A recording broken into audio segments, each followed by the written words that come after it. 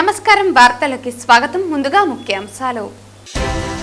నగరపాలక సంస్థ అనుమతులు లేకుండా నగరంలో నిర్మిస్తున్న భవనాలు నిర్మాణాలపై చర్యలు చేపట్టాలి. పట్టణ ప్రణాళిక విభాగం అధికారులను ఆదేశించిన తిరుపతి నగరపాలక సంస్థ కమిషనర్ మౌర్య. తిరుపతి జిల్లా ఎస్పీ హర్షవర్ధన్ రాజు ఆదేశాలతో గంజాయి స్థావరాలపై నిరంతరం ప్రతిరోజు స్పెషల్ డ్రైవ్ నిర్వహిస్తున్న తిరుపతి జిల్లా డ్రోన్ టీం మరియు స్పెషల్ పార్టీ పోలీసుల సిబ్బంది. అప్పులున్న హామీలను నెరవేరుస్తున్నాం. ఎన్నికల హామీలను ఏడాదిలోనే 85% నెరవేర్చిన ఘనత ఎన్డీఏ కూటమి ప్రభుత్వానికే దక్కింది పేర్కొన్న ఎమ్మెల్యే ఆరణి శ్రీనివాసులు. వార్తల్లోని వివరాలు.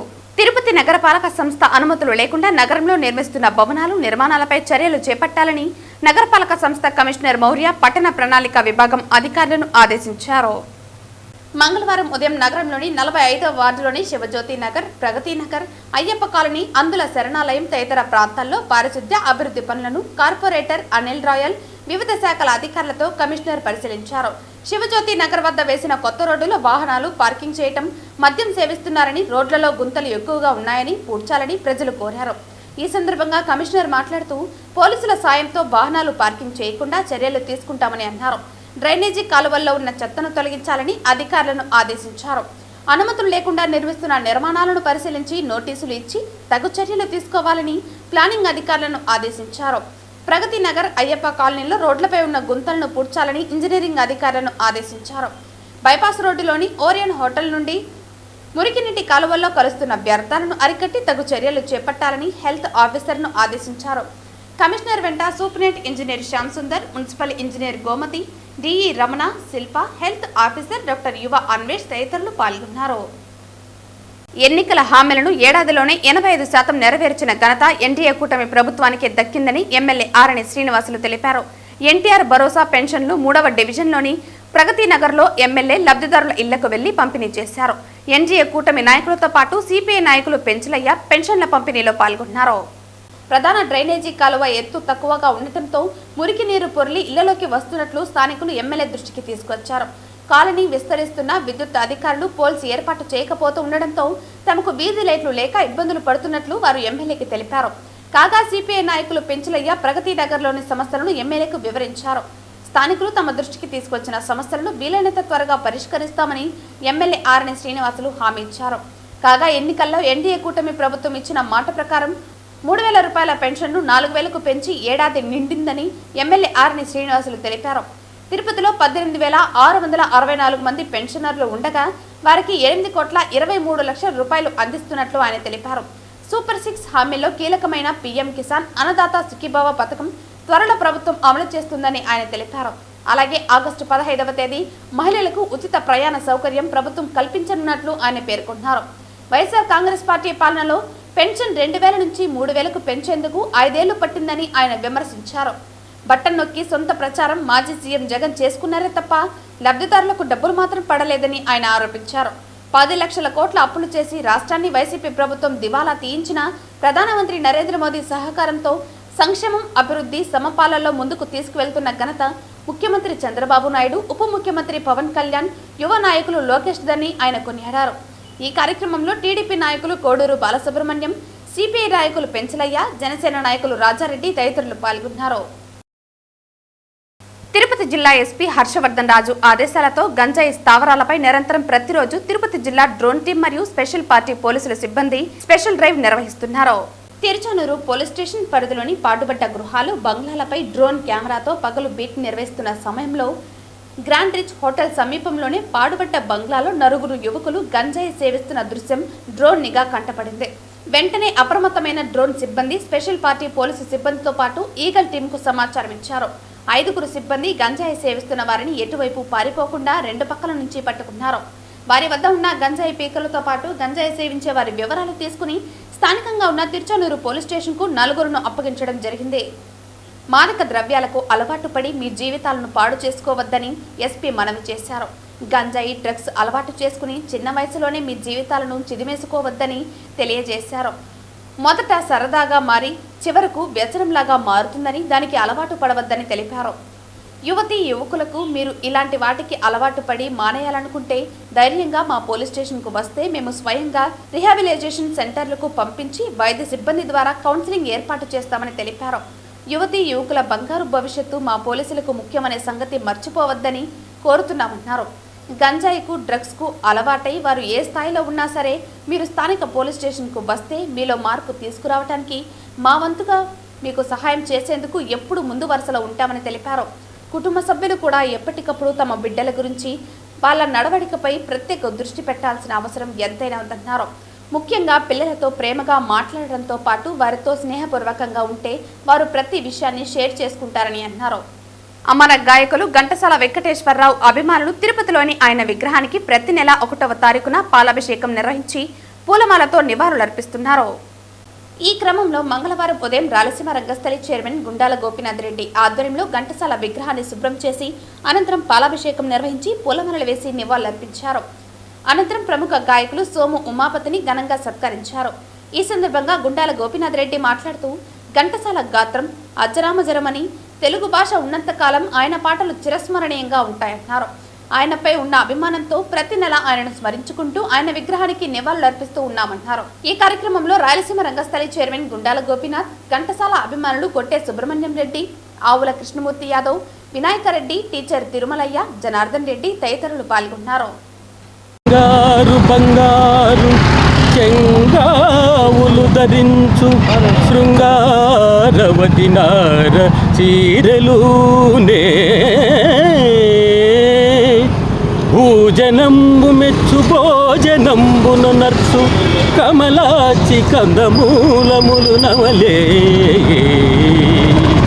చంద్రకాంత విశాల చంద్రశాలల నుండు జౌవని మునివర్ణశాల నుండి మరులతో శ్రీరాముని రముపై పవలించు బాలికావని ఎంటి పౌబడించే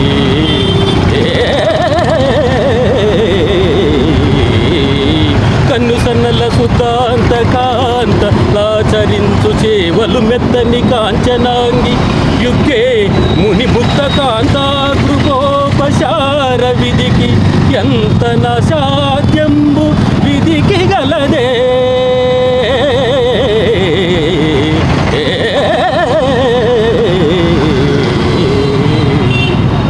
చిత్తూరు నగరపాలక సంస్థలో ఇంజనీరింగ్ విభాగంలో పనిచేస్తున్న అవుట్సోర్సింగ్ సిబ్బందికి ఉద్యోగ భద్రత కల్పించాలని మున్సిపల్ ఇంజనీరింగ్ అవుట్సోర్సింగ్ కార్మికులు డిమాండ్ చేశారు. The Andhra Pradesh municipal engineering town planning and sanitation workers trade union రాష్ట్ర ప్రధాన కార్యదర్శి గంజి రామమూర్తి మాట్లాడుతూ స్కిల్ వర్కర్లకు 29,200, సెమీ స్కిల్డ్ వర్కర్లకు 24,600 చెల్లించాలని, హెచ్ఆర్ పాలసీ ఉద్యోగ భద్రత కల్పించాలని కోరారు. అలాగే ఏళ్ల తరబడి అతి తక్కువ వేతనాలతో పనిచేస్తున్న ప్రభుత్వం తమను పట్టించుకోవటం లేదని ఆవేదన వ్యక్తం చేశారు. ప్రభుత్వ శాఖల్లో పనిచేస్తున్న అవుట్సోర్సింగ్ సిబ్బందిని పర్మనెంట్ చేయాలని డిమాండ్ చేశారు. లేని పక్షంలో ఇంజనీరింగ్ అవుట్సోర్సింగ్ కార్మికులు చేపట్టిన పోరు మరింత ఉధృతంగా కొనసాగిస్తామని హెచ్చరించారు. ఇప్పటి వరకు వాటర్ వర్క్స్, లైటింగ్ విభాగాల్లో ప్రజలకు ఇబ్బందులు తలెత్తకుండా ఒకరి చొప్పున సహకరించామని, ప్రభుత్వం తమ న్యాయమైన డిమాండ్ల పరిష్కారంలో శ్రద్ధ చూపకపోవడంతో ఇకపై పూర్తి స్థాయి ఆందోళనకు దిగుతామని యూనియన్ అధ్యక్షులు శరవణ హెచ్చరించారు. ఈ కార్యక్రమంలో ప్రధాన కార్యదర్శి శివకుమార్, కోశాధికారి శివప్రసాద్, సలహాదారులు వెంకటేష్, ఉపాధ్యక్షులు హరికృష్ణ తదితరులు పాల్గొన్నారు.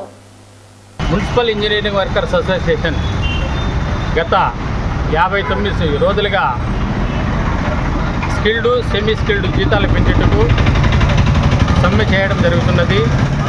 అయినను ప్రభుత్వం నుండి ఎటువంటి స్పందన రాకపోయేసరికి 2వ తేదీ మున్సిపల్ మినిస్టర్ గారి అధ్యక్షతన జరిగిన చర్చలు విఫలమైనందున ఆంధ్రప్రదేశ్లో గల మున్సిపల్ ఇంజనీరింగ్ అసోసియేషన్స్ అన్నీ ఏకమై జేఏసీగా ఏర్పడి 9వ తేదీ సిడిఎంఏ గారికి సమ్మె నోటీస్ ఇచ్చి దాదాపు ఇప్పటికీ 20 రోజులు కావస్తుంది.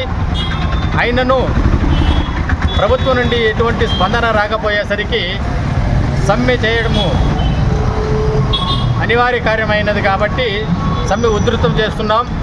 మా జీతాలు న్యాయమైన కోరికలు కాబట్టి స్కిల్డ్ కింద 29,200, సెమీ స్కిల్డ్ కింద 24,600 ఇమ్మని చెప్పేసి మేము న్యాయంగా అడుగుతున్నాం. అలాగే హెచ్ఆర్ పాలసీ మెప్మా సెక్షన్ సిబ్బందికి ఎలాగైతే హెచ్ఆర్ పాలసీ అమలు చేస్తూ ఉద్యోగ భద్రత కల్పించుతున్నారో అలాగే మాకు కూడా హెచ్ఆర్ పాలసీ అమలు చేసి ఉద్యోగ భద్రత కల్పించాలని మేము డిమాండ్ చేస్తున్నాం. అలాగే రిటైర్మెంట్ వయసు గత సంవత్సరం గత ప్రభుత్వంలో సమ్మె చేసిన సందర్భంలో 60 నుండి 62 సంవత్సరాలకు రిటైర్మెంట్ వయసు పెంచాలి ఇట్లని మేము డిమాండ్ చేశాం.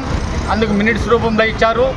ఈ కూటమి ప్రభుత్వం అయితే దాన్ని ఇంతవరకు పట్టించుకున్న పాపాన పోలేదు. 60 సంవత్సరాలకు మాత్రమే రిటైర్మెంట్ చేయలేట్లని చెప్పేసి ఈ కూటమి ప్రభుత్వం నిర్ణయించడం జరిగినది. అయితే ప్రభుత్వ ఉద్యోగుల కంటే ఎక్కువగా పనిచేస్తున్న మాకు 62 సంవత్సరములు రిటైర్మెంటు వయసు ఇవ్వకపోవడం చాలా దుర్మార్గం అట్లని చెప్పేసి ఈ సందర్భంగా నేను తెలియజేస్తున్నాను. ఇదే కూటమి ప్రభుత్వంలో ఉన్న అన్ని పార్టీలు అంతమంది నాయకులు గత ప్రభుత్వంలో మేము చేసిన సమ్మెకు అందరూ మద్దతు ఇచ్చిన వాళ్ళే, మాకు సంఘీభావం తెలిపిన వాళ్ళే. అయినను ఇప్పుడున్న కూటమి ప్రభుత్వంలో ఉన్న ప్రభుత్వానికి కానీ నాయకులకు కానీ అధికారులకు కానీ ఎటువంటి జాలి దయ మా మీద లేనందువలన విధిలేని పరిస్థితుల్లో మా జేఏసీ పిలుపు మేరకు జేఏసీ అధ్యక్షులు ఈదులూరు మదిబాబు గారి పిలుపు మేరకు మేము ఈ సమ్మెను ఉధృతం చేయడం జరుగుతున్నది. అంతే తప్ప మేము గొంతెమ్మ కోరికలు అడగడం లేదు. ప్రభుత్వ ఉద్యోగులతో సమానమైన ఉద్యోగం చేస్తున్నాం. ప్రభుత్వ ఉద్యోగుల కంటే 2-3 గంటలు అధికంగా ఉద్యోగం చేస్తున్నాం. బర్త్ అయిన బిడ్డ నుండి డెత్ వరకు మంచినీటిని అందించుతున్న మా ఇంజనీరింగ్ కార్మికులను నిర్లక్ష్యం చేయడం చాలా దుర్మార్గం.